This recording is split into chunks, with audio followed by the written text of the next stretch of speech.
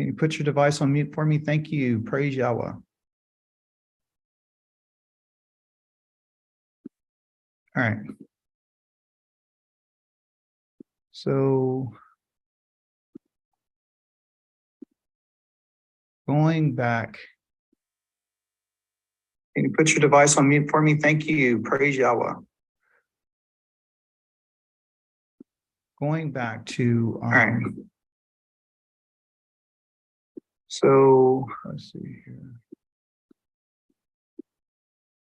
Going back.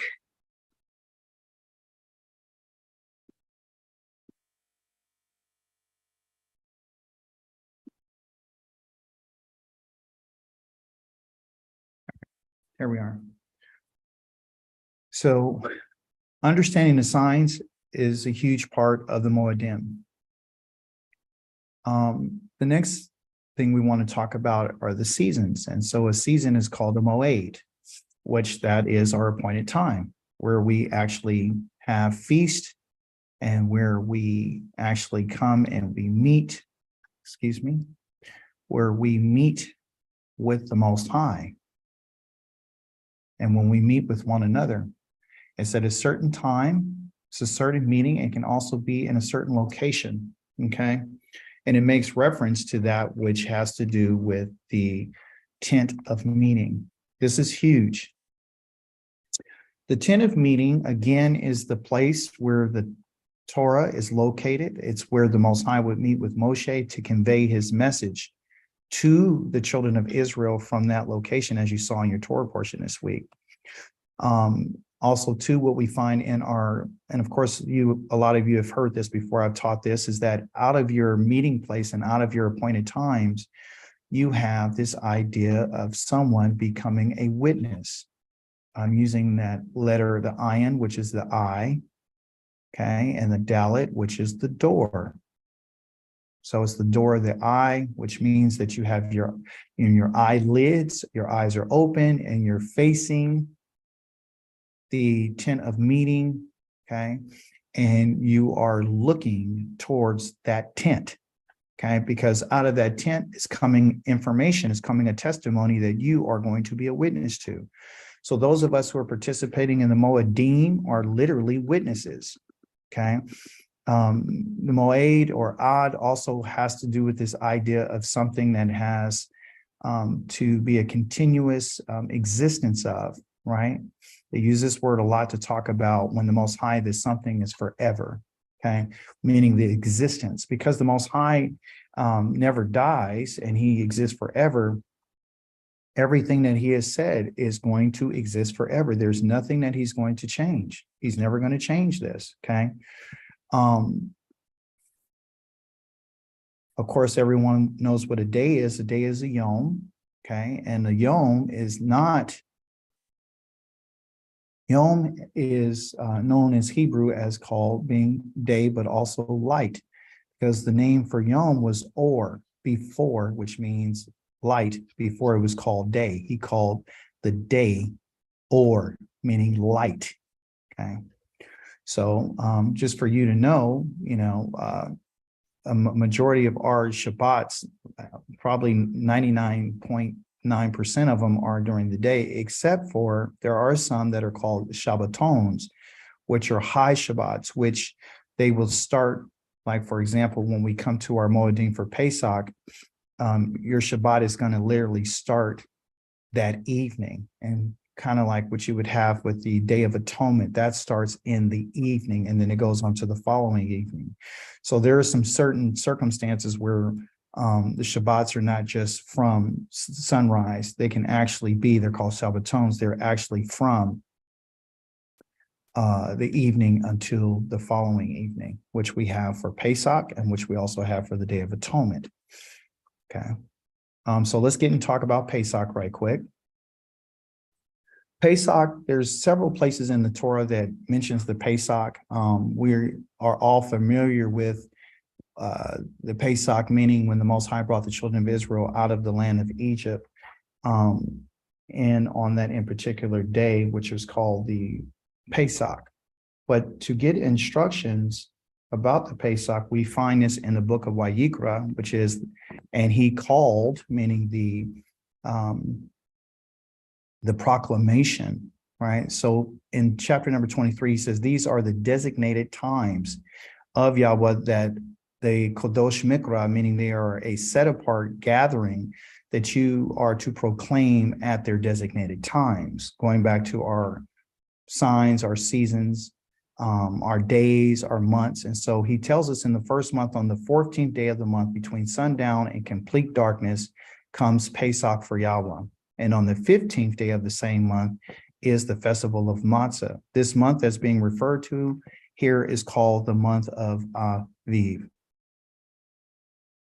Okay, so Aviv, okay, which is an Aleph, a Bet, a Yod, and another Bet. This is our first month. Sometimes you may hear it pronounced as Aviv, okay? Instead of Aviv, it's Aviv, right? So that's the first month. And so it's saying on the 14th day of this month, you're going to do your Pesach, okay? This 15th day of the same month is called a festival of matzah, which we're going to talk about, which is for 7 days you are to eat matzah. On the first day, you are to have a Kadosh Mikra. A Kadosh Mikra means that it is a set apart meeting, okay? So this Mikra is a set apart meeting. Now we're going to have some difficulty because, and then also too, do not do any kind of ordinary work, meaning it's going to be a Shabbat, so there's no work to be done.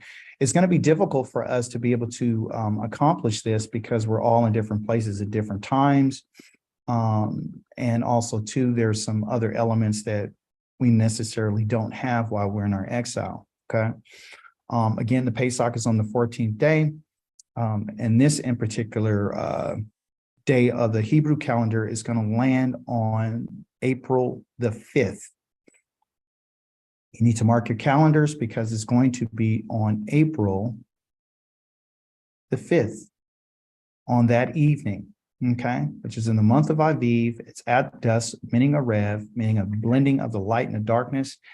And there are some elements that you need to understand that, remember, the Most High, when he does something, we are not to add or we're not to subtract from what he said. So when he did the Passover, the Pesach, which means to spring over, okay, the Most High had specified to us that lamb or goat are to be accepted and they are to be roasted with fire. They're not to be boiled. They're not to be baked. They are to be roasted with fire. If you're not a lamb eater, you just may want to go grab a piece and cook it and take a bite out of it. Okay. If you have some other health concerns, you know, just make the best that you can. Just deal with it. It's not going to kill you. Okay. Additional elements that you have to have is the unleavened bread and the bitter herbs. The bitter herbs makes reference to the bitter lifestyle and the harshness in which the children of Israel experienced while they were in their captivity. The unleavened bread is talking about a bread of affliction, a bread that reminds them that they had to move quickly and in haste, and they didn't have any time to have any delays. They had to move quickly. Okay. Pesach also too is not a festival, everyone. It's not a festival. It's more of what they would call Yahweh's vigil. Okay. So it says this was a night when Yahweh kept vigil to bring them out of the land of Mizraim. The same night continues to be a night when Yahweh keeps vigil for all the people of Israel through all their generations. So as we know, that it's not only something that we participate in, but also the Most High, Yohewaheh, also he's keeping vigil, meaning he's keeping watch over the children of Israel from generation to generation through all their generations.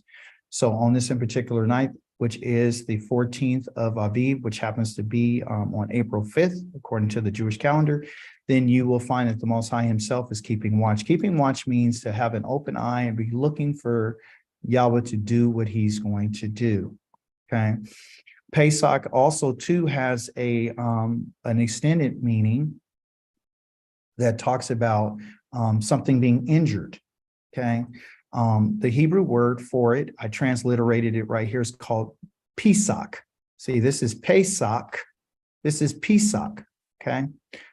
Same letters that are being used. The only difference here is this little, the E and the I, but it's still the same. Okay. It's still the pay. It's still the samak. It's still the ket. Okay. And that means that something is injured. Okay.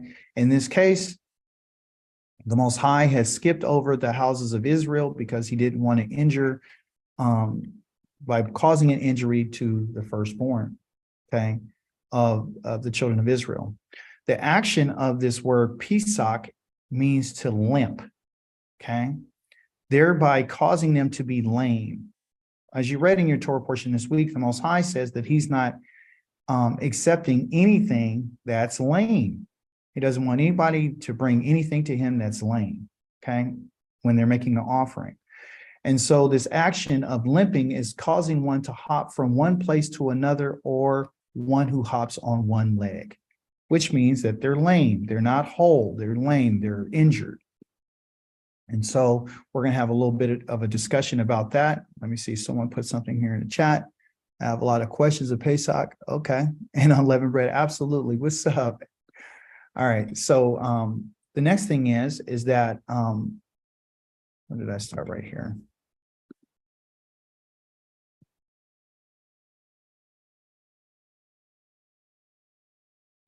Still continuing about this Pesach here, it says, when that day comes, says Yahweh, I will assemble the lame. So I don't want you to get discouraged, okay, about him saying that he doesn't accept anything lame of an offering, because the Most High knows that when we're scattered among the nations, you and I are considered to be lame.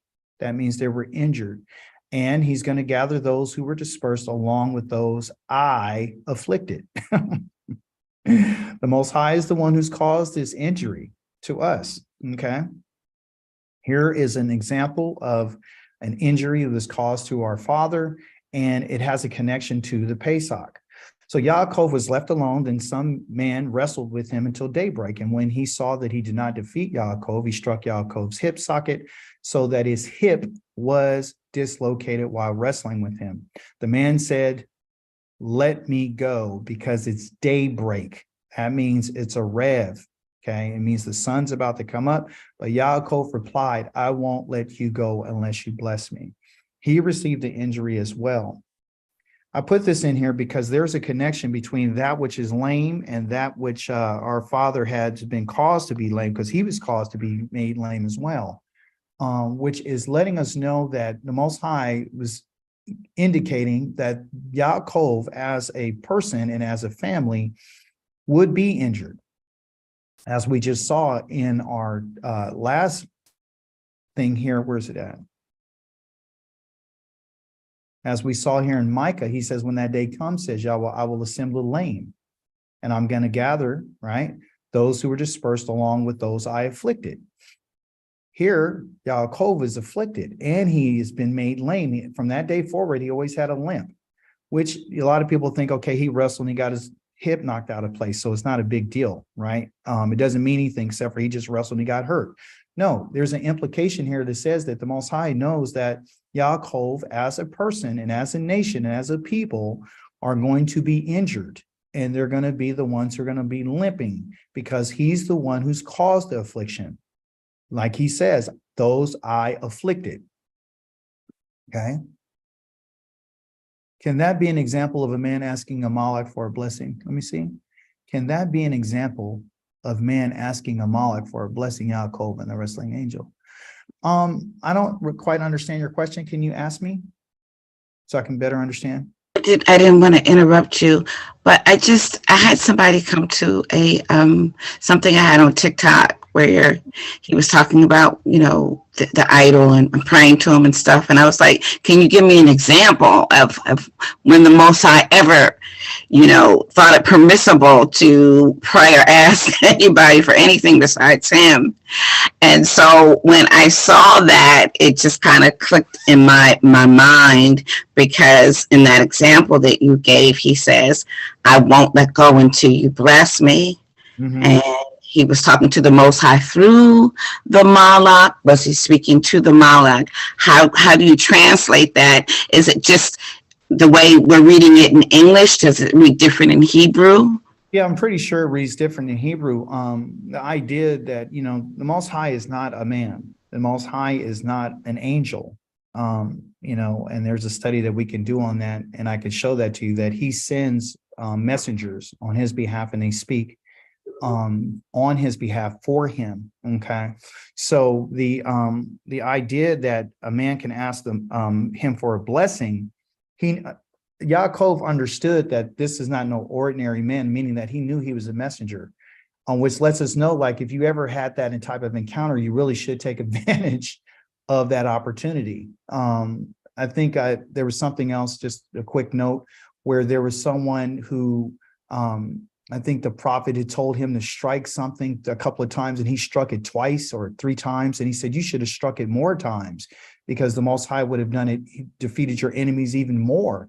Because, so there's an example of that as well. So, in any event that we have an encounter with a being of that magnitude, we should take advantage of that. Okay. But back to this, the idea of this injury was to let us know that Yaakov is going to experience a limping as a people.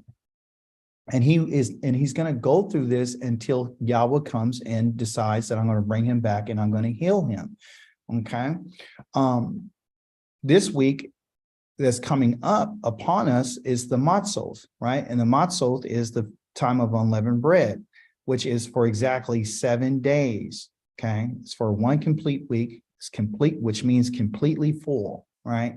That's what 7 days represent. 7 days also represents this idea of an oath. Again, it's an oath. 7 days is an oath. It means completely full. Okay. It also means to swear something. You're swearing an oath of sincerity. I want to deal with sincerity.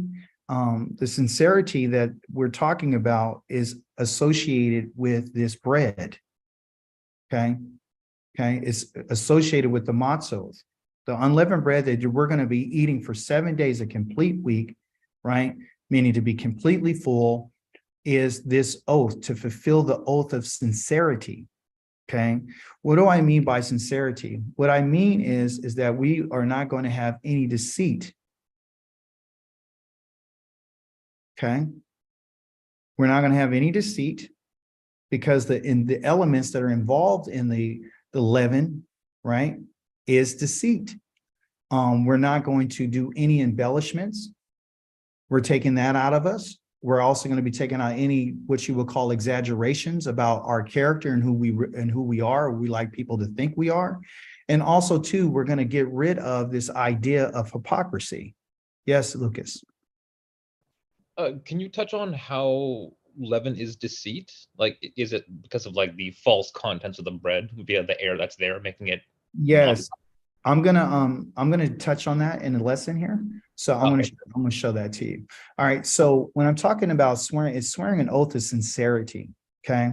And so this leavened bread is directly connected to it. I'm going to show you a brief video probably at the end of the lesson, so you can kind of get why the Most High says not to put any leaven in anything that's offered to him. Okay.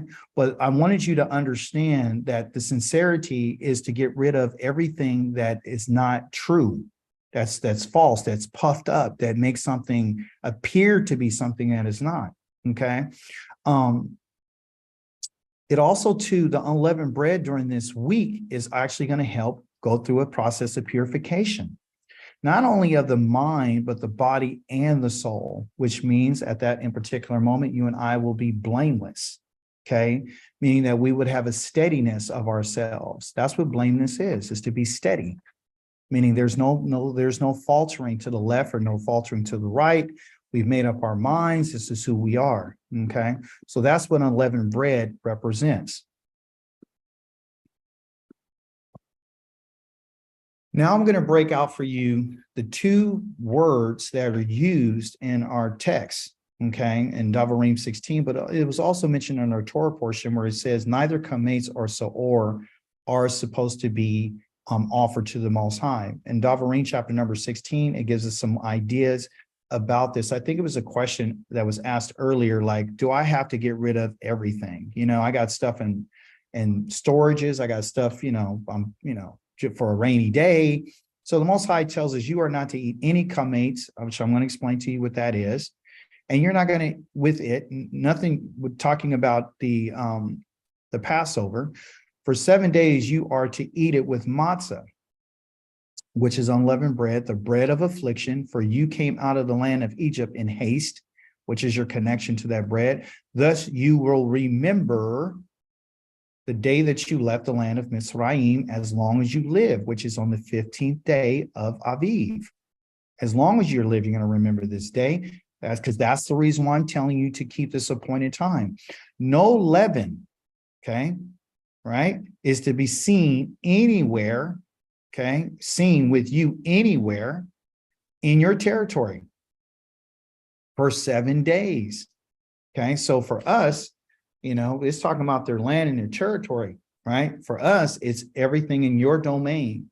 That means your garage, that's your storage, that's your car, that's anything that you are the owner or possessor of, okay?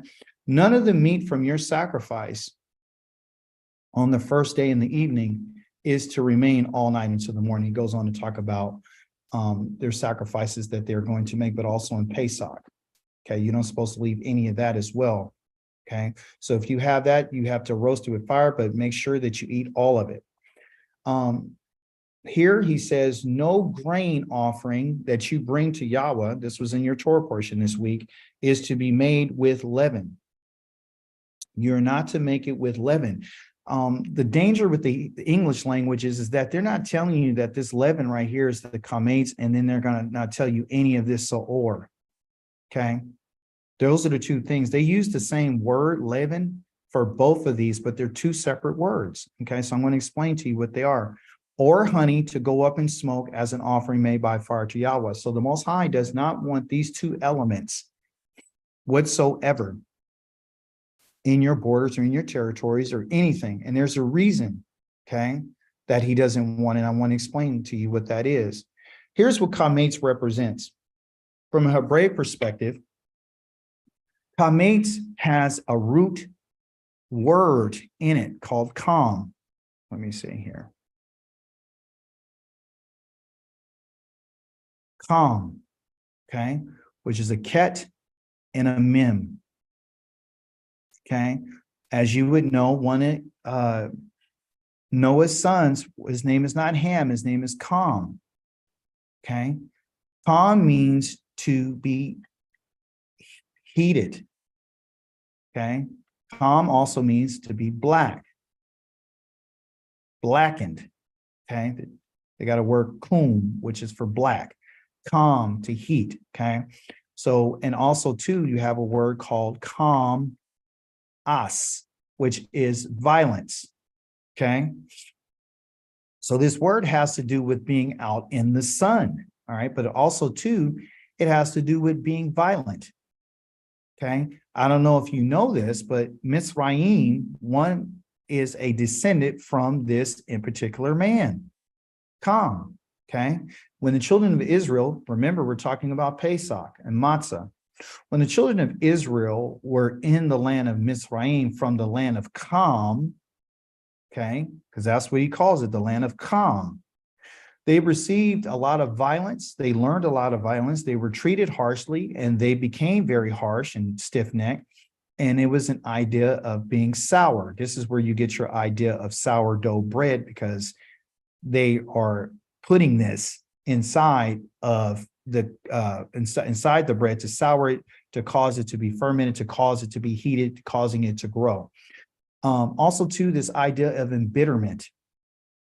Chametz has to do with being embittered, okay, and cruelty and oppression. These are all the terms that are being used for this particular word that the Most High says he doesn't want us to have it in our territories. Okay, so this is where they received this, right?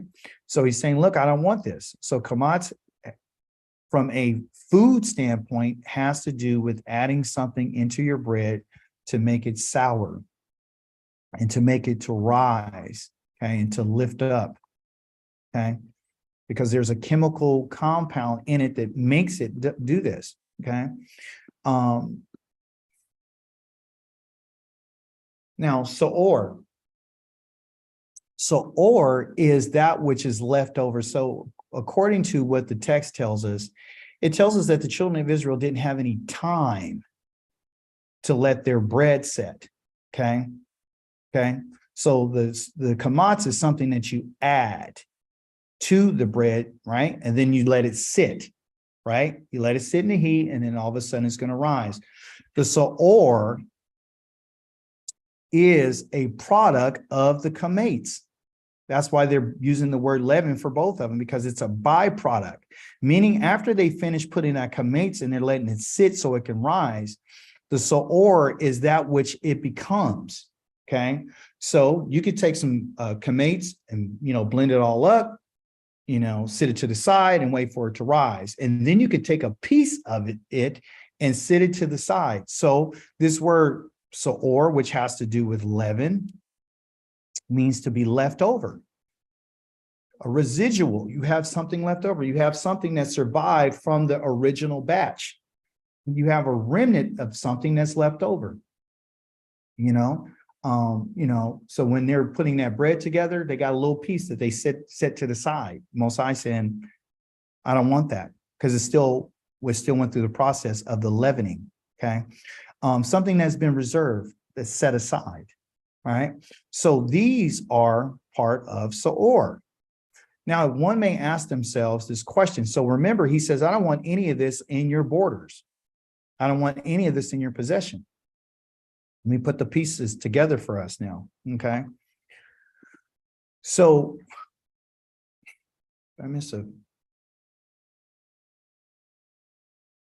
So what the Most High is trying to get us to understand about these borders and having this kamatz and soor is that which is violent, harsh, and sour, and bitterment, and cruel, and oppression that's inside of you, okay? When I took the children of Israel, they still have a remnant of this. There's still a residue, and he's talking about our mindset, our behaviors. Often we look at the elements and say, okay, that's leaven, that's kamatz, that's bread, this is a lamb, that's an ox, that's a goat, these are the kidneys, this is the liver, this is the blood, and we look at those and say, okay, that's what it is. The Most High has meaning behind every last one of those things that he's mentioning, just like he has about Pesach. It's not just about, him passing over, it's about an injury. Kamatz is not just about unleavened bread, it's about harshness, it's about violence, it's about these things. Soor, it's about that which is left over from the kamatz, okay? So these are the things that he's trying to bring us to understand. Because when you go through this festival of Pesach and Matzot, the Modem is not just about the Most High delivering the children of Israel out from Mitzrayim, that's part of it. But a big part is that he's trying to get us to understand that when I brought you out to live in an upright way. I brought you out so you can understand my ways and what I'm trying to do for you. Okay. I'm trying to purify you. I'm trying to give you noble character. I'm trying to introduce you to a better way of life. And so he's made a promise to the children of Israel. Okay. He made a promise to our fathers saying that, I'm going to, deliver your sons and your daughters from their captivity. I'm going to be their Elohim. I'm going to give them a land. And so we understand that the promise is literally a declaration and an assurance that, someone's going to do something that they actually said they're going to do, right? There's going to be a particular thing that will happen or they're going to do. So the Pesach and the Matzot and the Moedems actually have to do with a promise, okay? The promise is this. It says, therefore says Yahweh, the day will come when the people will no longer swear as Yahweh lives, who brought the people of Israel out of the land of Egypt. They're not only going to say that, they're going to say something different. But as Yahweh lives, who brought out the people of Israel out from the land of the north and out of the countries where he drove them. For I will bring them back to their own land, which I gave to their ancestors. Okay, so the idea of the Most High bringing us out of Egypt and giving us matzah is for several different reasons and purposes. Okay, number one is for him to be able to remind us about what he did for us, and also two, to go through the process of that cleansing. Okay, the matzot itself, again, is on the 15th day of the month of Aviv, and it's a festival, okay? For 7 days, this is what you're going to eat, okay? A festival is a cog. It's a time of when someone comes to feast. So Pesach is not a feast. Matzah is a feast, okay? And of course, the cog is a time of when people circle and they come together. The letters that are represented here, this letter right here in English is a ket, which means it's a wall. And then representing outside, and then there's a picture of a foot, which is this letter right here, called a gamel. So it's called a cog. And a cog represents the foot, right? And representing a gathering. So when every time there's a festival, the people that are on the outside are gathered together, right? And they usually come and they dance in a circle and feasting. So I would recommend when you keep the Feast of Matzah, okay, of this week or this coming up week, you take some time to sing, you take some time to dance, you take some time to enjoy yourself, because it has to do with you being liberated from your oppression and your violence and your cruelty, right? And so by us eating that bread, of that unleavened bread, that's a reminder the Most High has delivered us, okay? So here, let's break down what matzah is. We talked about chametz, we talked about its harshness and all the negative things. We talked about saor, which is a remnant and a residue of that which exists from the chametz. Now the Most High is introducing us to this idea of what they call matzah, right? So it's not chametz, it's matzah, okay? So the word for matzah, the root of it, meaning there's a father and a mother. The father is the mem and the mother is the zadi, okay? Which are represented by the letter M for mem, and the zadi is represented by these two letters right here, okay? And what it means is that it's mighty sides. And let me help you understand what mighty sides mean, okay? The water is the mighty, because waters are mighty. The side is coming from the zadi, meaning to lie down. So anytime there's pressure that's applied to someone's sides, like the side of your body, what happens is it creates an internal pressure. This is all going to make sense. You're like, well, why are you saying all these things, but how does it fit to what you're talking about? You got to understand these concepts. The mighty sides has to do with eternal pressure. And what the Most High is trying to do is when we strengthen the sides of our bodies, like if you did some ab exercise, just an example, what's going to happen is you're going to strengthen your sides, okay? Once you do this, it's going to help eternal pressure, which makes you stronger, okay? Like they say you need a strong core in order for you to lift more weight. This is what it's kind of talking about. And the idea is to be able to squeeze, okay? So the idea of matzah, the root has to do with mighty sides. It has to do with creating eternal pressure in order to squeeze, okay? Now, I know these are new concepts. You never heard them before. This is the reason why we're here to learn. So I can teach you what I've learned over the last couple of years. So this matzah, going back to its original meaning, coming from mighty sides, this matzah is a hard, flat bread. It's hard and it's flat, okay? Just like your sides, okay? It can be made a cake without any saor or chametz. So there's no leaven in it, okay? Nothing. So the violence is not in there. The harshness is not in there. There's no residue. There's nothing left over. There's not a remnant. There's nothing set to the side, nothing, okay? So that's what it is. It's a hard, flat bread. It doesn't have any of those additives to it. I hope you're following me, okay? Got to understand why you're going to be eating this bread. It's not just because you had to leave early, okay? Here it is. The purpose of the matzah, and by the way, I gave you the proper spelling, which is M-A-T-Z, T-Z-A-H. Okay, so it has a mem,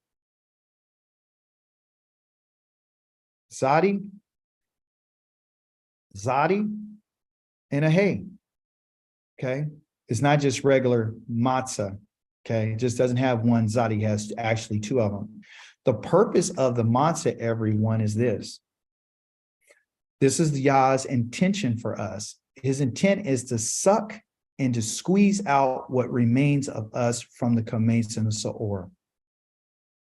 The Most High wants to apply pressure from the inside in order to put that which is on the inside out of us, meaning that what's in us, there is what they would call a residual.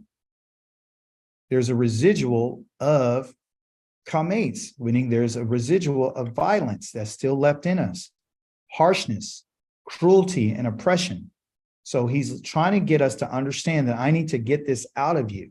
I need to squeeze this out of you. So the Most High has chosen this month and that event to show us what his true intent and purpose is to squeeze that which is in us that remains of what we learned from Egypt out of us. Okay. There are some benefits for the matzah. Okay.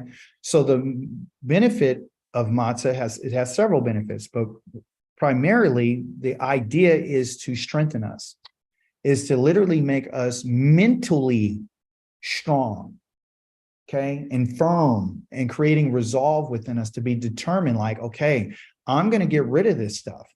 This is the reason why he tells you to get rid of it out of your homes, okay? You have to get rid of it out of your home. Praise Yah. So we have to, he's asking to remove this out of your home, right? You have to have some resolve. You have to be strong enough. Now, this week I've been saying, okay, for the last couple of weeks, okay, I got this bread, I got this, I got this. So I went in the refrigerator, I went in the freezer, I went into the cupboards, I went out to the outside freezer, and I'm looking for things that would have yeast in it and have kamatz in it and have leaven in it. You know, anything breaded, anything with sodium carbonate, anything with baking powder or baking soda, those types of things can cause something to rise. Now, this is explicitly talking about bread. It ain't talking about nothing else. It's talking about everything goes through a process of fermentation. He's talking about bread. Okay. Okay. So you don't have to throw away your flour, right? You have to use flour to make a cake. You just don't use any leaven. You still can mix it with water and you just bake it, but you don't put any yeast. You don't put any of those things in it. Okay. Praise Yah, hallelujah. So this matzah, the benefit is to strengthen us. The word that we have for matz, right? Matz, M-A-T-Z. When I throw on an aleph on front of this word, I get the word amatz, okay, M or A-M-A-T-Z.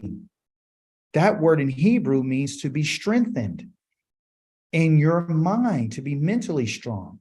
So the purpose of the matzah, everyone, is to cause us to be strengthened, to get rid of those things, because if we're going to dwell with the Most High, we can't be the violent, cruel, oppressive people. You and I can't have any residual left of that. And that's the picture that he's trying to tell us. Okay. So there's a few things that I want you to remember, okay, about this teaching today. All right.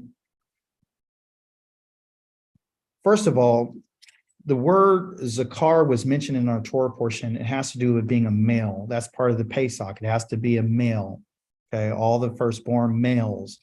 Why a male? Because it has to do with a memorial, it has to be with a mention, it has to do with that which is going to, that was made first, okay? It's first. So the zakar means to remember, recall, call to your mind. These are all the different definitions, all the different ways that it could be said, all the different ways it could be acted out, like a nefel, something could be causative, it could be passive, it could be active. And so, but the goal is to remind or to record or to bring something to remembrance.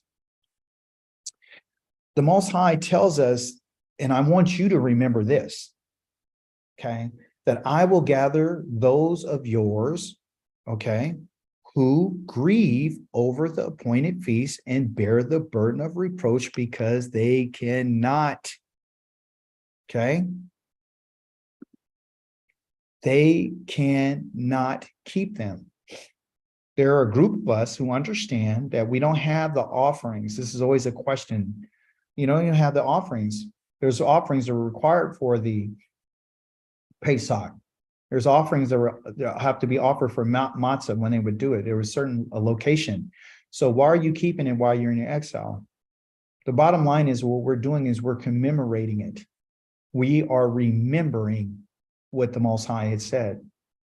Okay, just like we remember the Sabbath day, is we remember what he did for us bringing us out of Egypt. We remember his laws and statutes and commandments.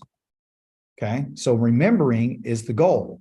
So he also tells us in that same chapter, like when the time comes, this is only like a couple of verses later. This is 3:18, this is 3:19. When that time comes, I will deal with all those who oppress you. You see how he's mentioning the feast and talking about oppression? I will save her who is what? Lame. Gather her who was driven away, and make them whose shame spread over the earth the object of praise and renown. When that time comes, I will bring you in, okay? And when that time comes, I will gather you and make you the object of fame and praise among all the peoples of the earth. When I restore your fortunes before your very eyes. Have you noticed how the Most High refers to Yisrael as a feminine? I will save her. I will gather her. And I think often too, when he's talking about her, he's talking about the nefesh, because the nefesh is feminine.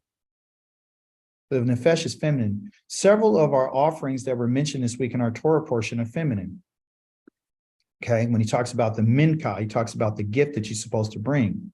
Okay, he talks about the femininity, right? And he talks about how what we're supposed to do when we come across sin. So I want to talk a little bit about sin today. All right. So the sin that we're going to be talking about is the sin that's mentioned in chapter number 4 and 5 of your Torah portion. Today, I want to give you an understanding of what sin is. I really want you to know, and this is something that I'm just going to put a little filler out there. I'm going to kind of let you know something. If you're not 100 with the Most High, and you're not really with it, you're not going to like what he's about to tell you. You're not going to like it. You might after you hear this lesson today, you might not ever come back to the class again. It's the truth. Because we have to take a look at our lives. Okay. I want to let you know that I'm not here to condemn anyone. I say it all the time. I'm here to teach all of us, including myself, to let us know what the Most High's intention is. As we opened our lesson when he said that everything he's done, he's not going to add to it. He's not going to subtract to it. It's always going to be. It's forever. So what he's about to tell us is forever. Okay. The idea of sin in the Hebrew is called a kata. It's called kata. Okay, that's the name of it. Kata. It's feminine. Okay. The first time it's ever mentioned is in the book of Genesis, Better Sheaf. And listen what he says. This is the first time it's ever mentioned. Sin is first time ever mentioned. Prior to this, we thought, he says, well, man fall and he sinned against the Most High. Never said that. It never said that. That's a doctrine or a teaching that they had extrapolated from what they read and wanted to create something to us to think that, that's the goal. He sinned. Man sinned. No, here is what the Most High says about sin. This is the first time he mentions it to give us a clue about what every time he talks about sin from here on after has to do with this in particular time. So it's in the course of time, meaning Cain brought an offering. He brought a minka to Yahweh from the produce of the soil. Havel, which is Abel. Okay, so the real name is not Cain. His name is not Cain. His name is Cain. Okay, Cain had brought an offering, a minka, which we find in our Torah portion. He brought a minka to the Most High. Okay, M-I-N-K, minka, can be translated as offering. Okay, from the produce of the soil.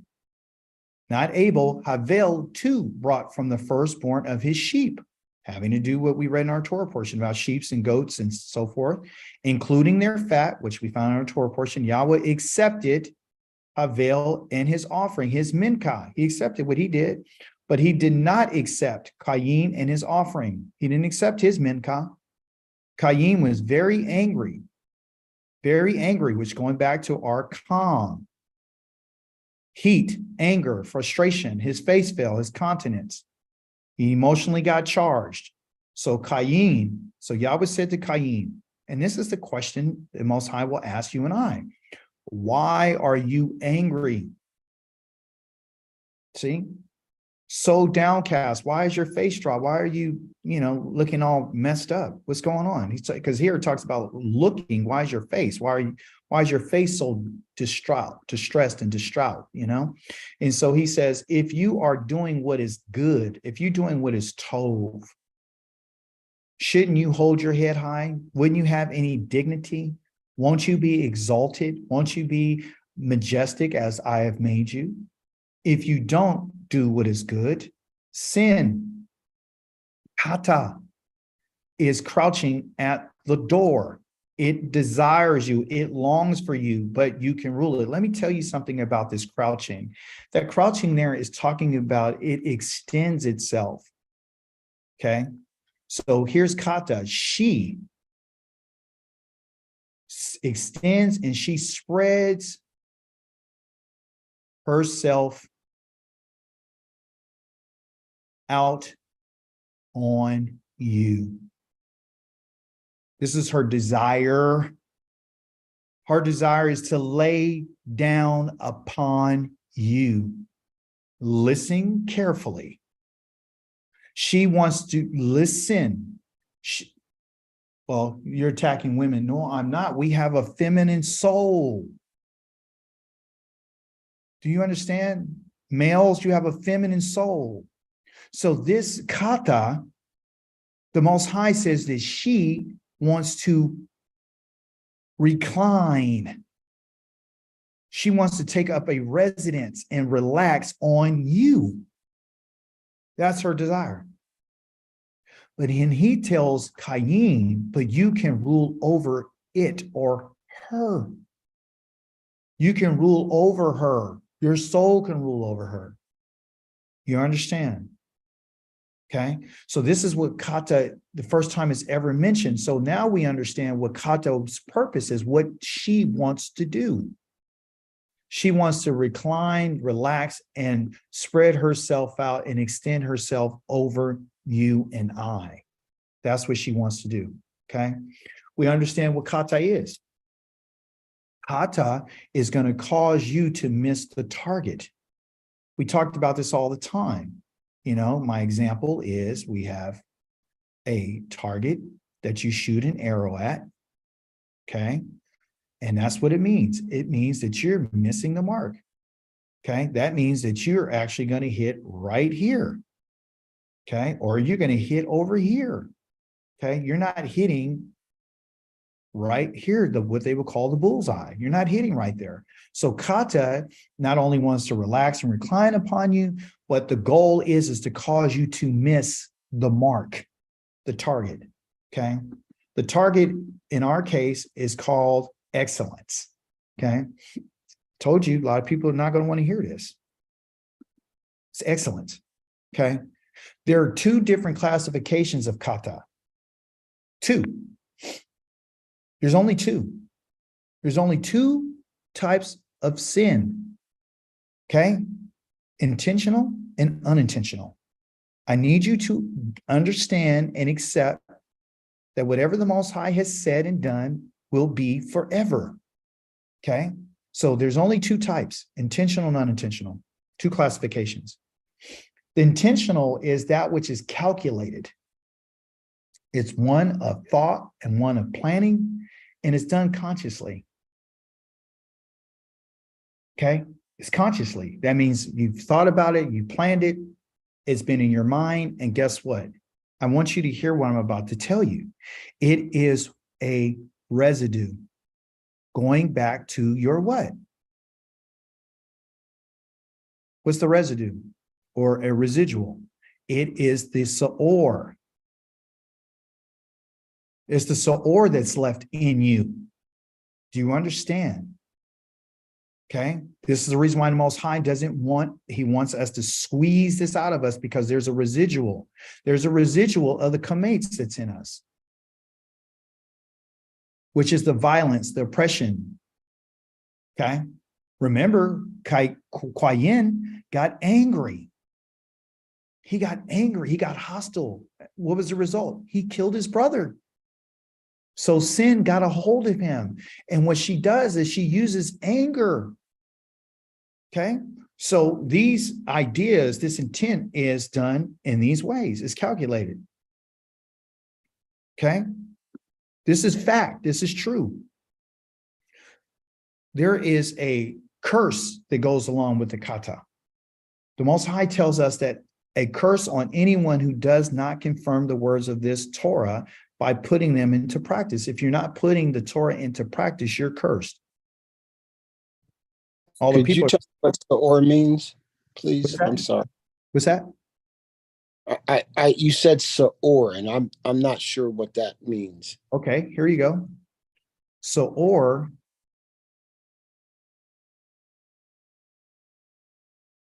is this. That's the or. Leaven.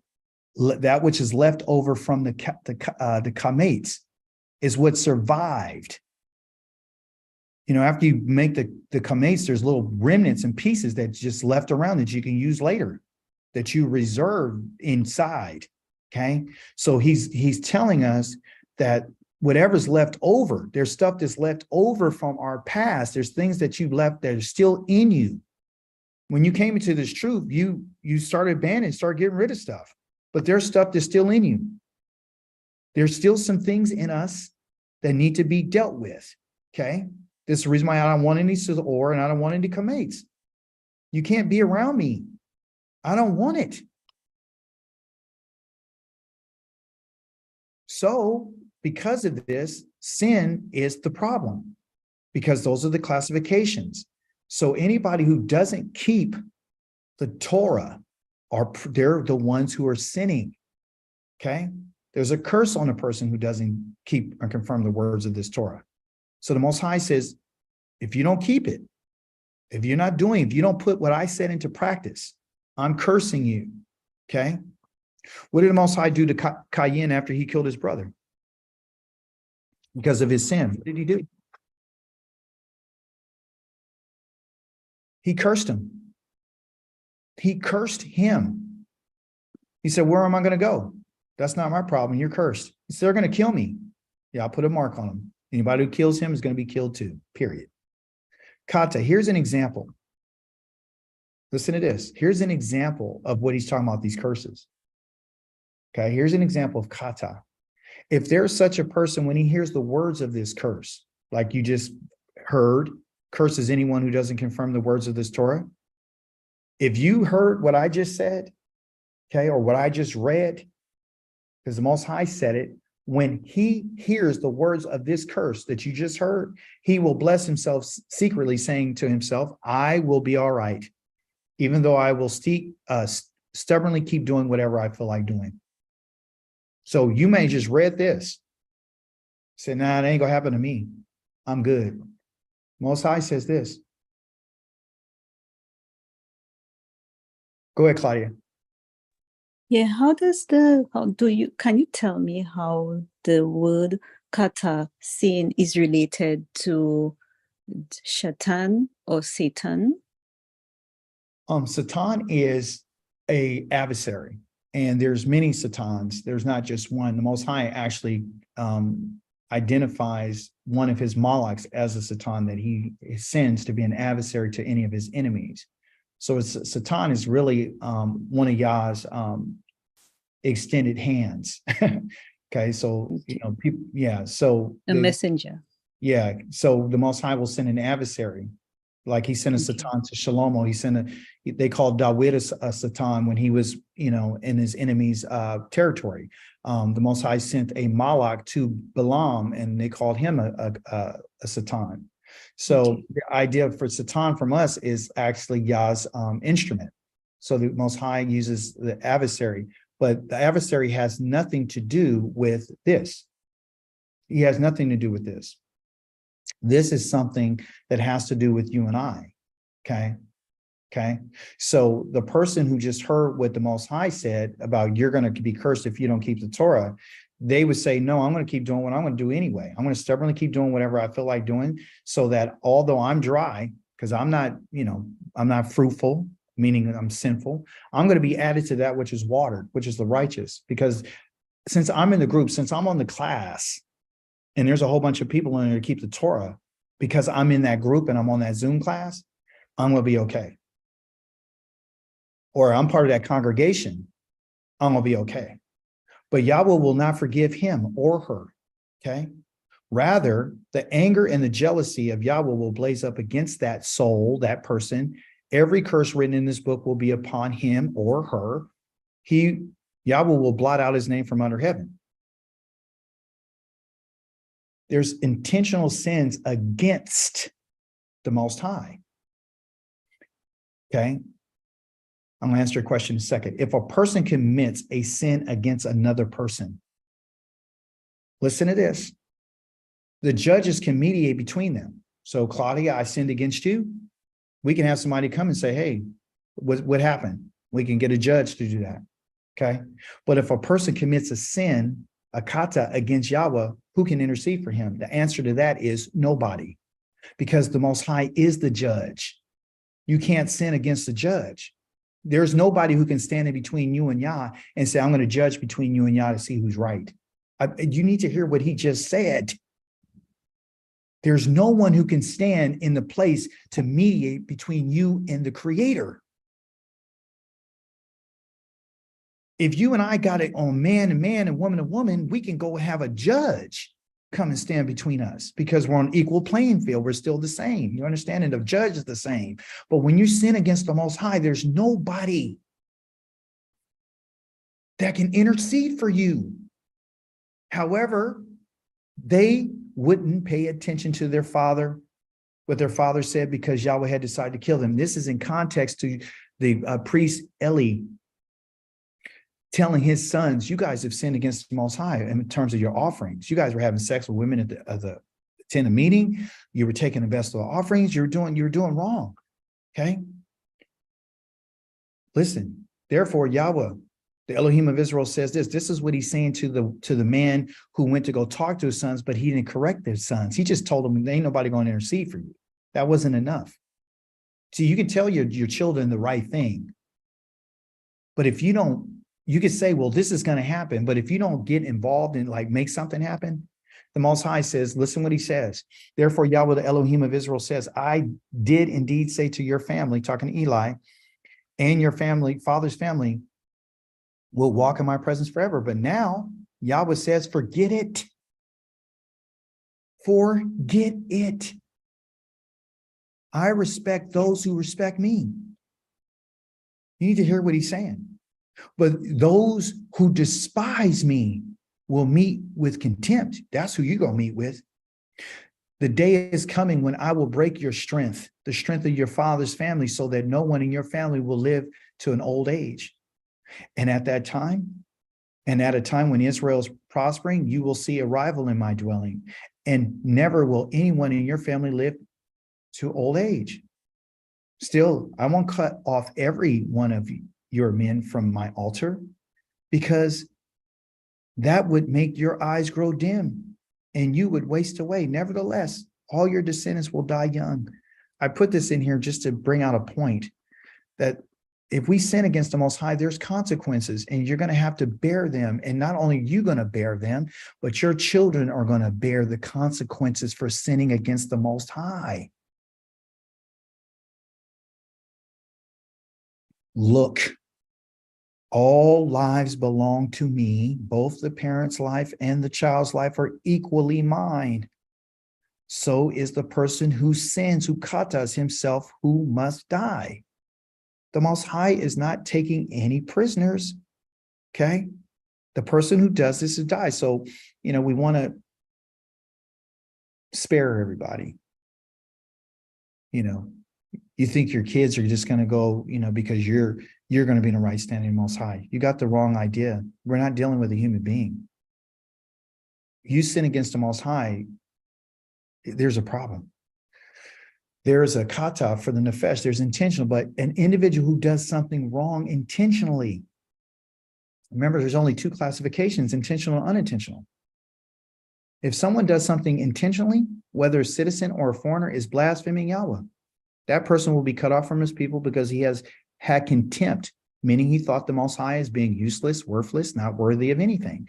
For the word of Yahweh, that's what he's had contempt for the word of Yahweh, for the commandments of the Most High, for the Moedim of the Most High, for the instructions of the Most High. He thought them being worthless and not worthy to be obeyed, and he has disobeyed his command. That person will be cut off completely. If you eat matzah during the 7 days and you eat bread, God says, I'm cutting that person off from your people. His offense will remain with him. Kata, sin intentionally, you will be erased. Told you you're not going to like it. Yahweh, if you don't follow the Torah, you're going to be erased. You have any disdain or contempt for the Most High's words that he spoke, you're going to be erased. Yahweh answered Moshe, those who have sinned against me are the ones I will blot out of my book. You are going to be erased. Now I want to talk to you about that which is unintentional. Unintentional. Remember, the idea of this week coming up is to get rid of the kamates and the sa'or, because that's what's going to cause you to sin against the Most High. Your violence, your oppression, your rage, your anger, the things that are left over in you from your past life are going to cause you to sin against the Most High. There is nobody that's going to intercede for you against the Most High. There is not a judge higher than the Most High. The unintentional sin that you found in your Torah portion this week is called asham. Asham. Sham sounds like a shame. You can remember that. That's how I remember it. You know, to be ashamed is asham. Okay. Asham is unintentional. It means that I've made a mistake. It means I've erred from the way. It means I was completely unaware. I went astray, didn't know why or how I ended up where I got. And I had absolutely no prior knowledge to this, the error that I made. Okay. So there's unintentionals. Okay. Most High's letting us know that I get it. I know that you're made from dust. I understand that. I know that you're human. I understand that. I know that you don't see everything. I understand that. The Most High, even the Torah portion kept talking about the priest will make atonement for him. The priest will make atonement for him, and he will be released. He will be forgiven. God's goal is to forgive, but only for unintentional, only for mistakes and errors. Yah's not mad at us for this, but you still are guilty. Yahweh said to Moshe, tell the people of Israel, meaning the sons of Israel, all the people, if anyone sins inadvertently, meaning asham, against any of the mitzvot of Yahweh concerning the things which should not be done, if he does any one of them. Now listen to what I'm going to tell you. This word should not is not even telling you that it's a low. It is a low. It means never. This is the reason why you may not come to this class next week. Because I'm telling you today that you shall never break one of Yah's commandments intentionally. You understand? You may do it unintentionally. And the Yah says, and you do that, then you are guilty. He's talking about not a few of them. He's saying even one echad. If echad is done, one, they should never be done. Not one sin, not one offense against the mitzvah should be done, ever, never. So this puts us in a different type of position. it makes us starting to wonder and to think, what's going to happen? What are we going to do? How does this make sense for us? Because I know I've done some things. I'm going to tell you, the Most High tells us in our Torah portion, listen to this, the Mashiach, okay, the Mashiach, which is identified as a Kohen, Mashiach, not your savior, not JC, the Mashiach is called the Kohen and the Kohanim. They have been anointed with the holy oil, okay? They can make mistakes. He can make a mistake. The congregation, as you found in the Torah portion, can make a mistake. A leader and a ruler can make a mistake. An individual, you and I, can make a mistake. Yah understands the whole entire community can make a mistake. But it's how does the Most High look at it and says, I'm going to deal with it. Listen what he says.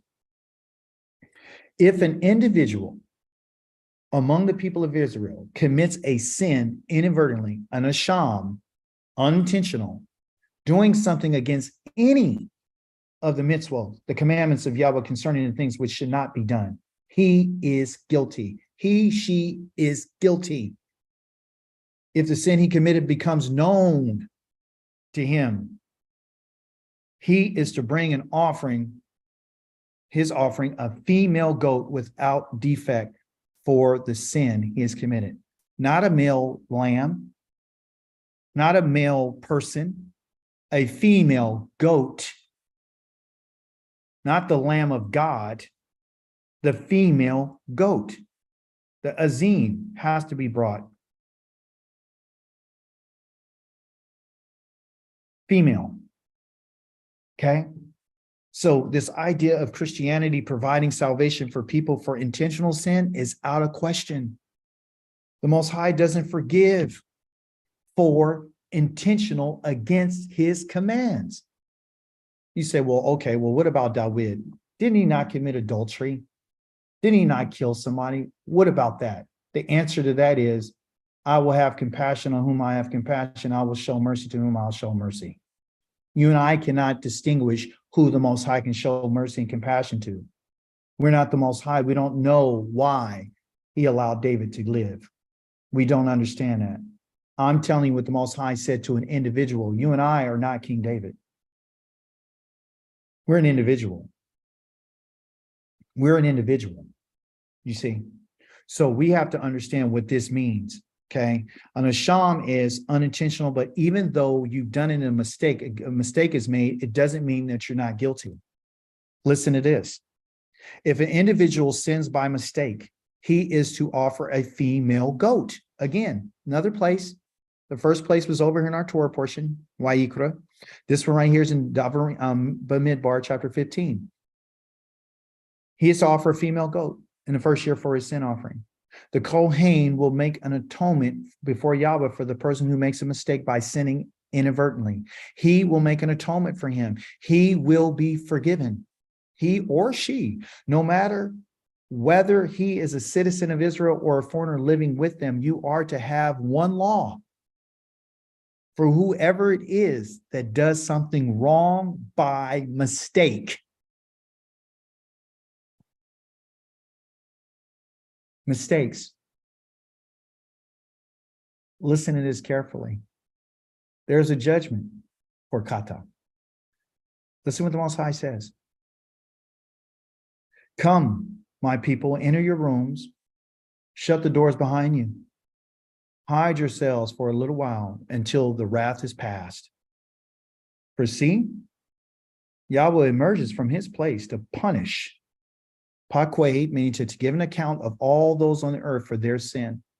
This in particular word right here has a meaning that deals with kata, but it's called awon.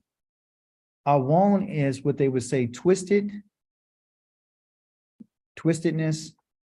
and perversion. Okay? Twistedness and perversion. I'm going to judge the earth for its twistedness and its perversion. The earth Then the earth will reveal the bloodshed on it and no longer conceal its slain. For all the people that they killed and they think that the Most High didn't see it and that he's not going to hold them accountable is completely nonsense. There's a judgment that's coming. Just like the Most High wiped out the entire whole planet, except for Noah and his sons and their wives and the animals that he spared. The Most High is bringing judgment for perversion and sin because he is the judge of all the earth. Most High is asking us a question. The reason why people do the kata, everyone, is because they have lost fear of the Most High. Okay? Listen what he says. Of whom have you been so afraid, so fearful that you lied? Talking to the children of Israel. But me, you don't remember. You don't give me a thought. I have held my peace so long that you no longer fear me. All because the Most High hasn't executed judgment on us for our transgressions and our sin and our iniquity. We believe and been taught that he's not going to do anything. I will expose your so-called righteousness. And what you have done won't help you. When you cry, will those idols you gathered rescue you? The wind will carry them all away. A puff of air will take them off. But whoever takes refuge in me will possess the land and inherit my holy mountain. This is a promise that Yahweh is making to those who take refuge in him. When I looked at this word about refuge, I said, okay, so what do you mean? Do I take refuge in you when you come to bring judgment, or when do I take refuge? The Most High is saying, you need to take refuge in me now. You need to find, because refuge means you need to find shelter in me. The only reason why you need to find shelter right now is because there's a group of people out here that are wicked. And when you want to get away from the wicked, you have to find shelter in me. When you want to get away from the sinners and you want to get away from the twistedness, you want to get away from the liars, and you want to get away from the homosexuality, and you want to get away from the lust people, you want to get away from the adulterers, you want to get away from the thieves, you want to get away from the people who are talking crazy, you want to get away from the religious nuts, then you want to find shelter in me. You find shelter in me when you take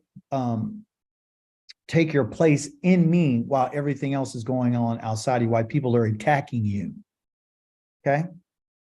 When things are not going right at your house, you find shelter in me. When things are not going right at your job, you find shelter in me. When things are not going right in your marriage, you find shelter in me. You see? That's when you find your shelter. You don't wait till I come to go find shelter. You need to be in me before I come. And the only way that you can be in me is if you're not sinning against me intentionally. The only way that you can be in me is if you made some mistakes. These people have been lying to us, and these lies have been told for decades and decades and hundreds of years, and telling us that the Most High is going to give us a pass. You can do whatever you want to do, and he's going to give you a pass. But I do want to give you some relief. I do. Because the Most High gives us relief, and he tells us what it is. In the book of Yeshayahu, he says this: keep these matters in mind, Yaakov. For you, Yisrael, are my servant. I formed you. You are my own servant, Yisrael. Don't forget me. Like a thick cloud, I wipe away your offenses. Like a cloud, your sins. Come back to me, for I have redeemed you. Sing, you heavens, for Yahweh has done it. Shout, you depths of the earth. Mountains, you break out into song along with every tree in the forest, for Yahweh has redeemed Yaakov. He glorifies himself in Yisrael. Here's what Yahweh says, your Redeemer, who formed you in the womb. I am Yahweh, who makes all things, who stretched out the heavens all alone, who spread out the earth all by myself. There is nobody else. Now listen, the Most High tells us that I will wipe away all your offenses. They're going to vanish away. And the offenses that are mentioned there are the Sham. I'm only going to wipe away the offenses of those who made a mistake because I can do that. I don't need a bull, a ram, a goat. I don't need a priest. I don't need nobody. I can wipe away your sins and your offenses. I can wipe away your rebellion against me. The reason why I could do this is because you have done what I asked you to do. You've gotten rid of your kamates. You've gotten rid of your harshness and your violence. You've accepted my laws and my statutes and my rulings. You have dignified yourself. You have lifted your head up. You haven't given occasion to let sin rule over you, so she can recline and hold you down and cause you to always miss the mark. The sham is that you've been shooting arrows and you've been missing the target. The kata, okay, that is specified as intentional is the one that says, I don't even pick up the bow or the arrow. I can care less about what you said. I'm going to keep doing what I want to do. Now, there are some questions that someone had to ask. I'm open for your questions now. Who has a question? Shalom, Maki. Happy Shabbat. Shabbat shalom to you. Is this Zacharias? Yeah, it's a long time no see, brother. Hope you've All been right. all right. Shabbat shalom. So I just want to talk about Pesach, and I want to talk about Feast of Unleavened. Because like I'm just trying to get all these days in order. Okay. Because I feel like it's not something like we can mess around on. Because all these camps are saying different things. Well, and that's the thing. Remember, going back to what the Most High has said to us, what He wanted us to remember. Okay, and I don't want anybody to take this as I want us to understand what He said.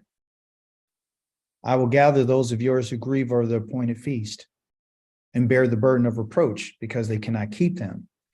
Our calendars, all we are going off of is the information that we have.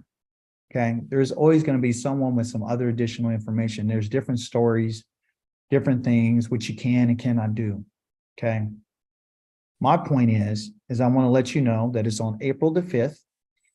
And what we're doing is we're memorializing and we are remembering what the Most High did for us on that day, on April 5th, when the sun goes down wherever you're located. Okay. Grill you some lamb. If you like goat, grill you some goat. Only get enough that you can do.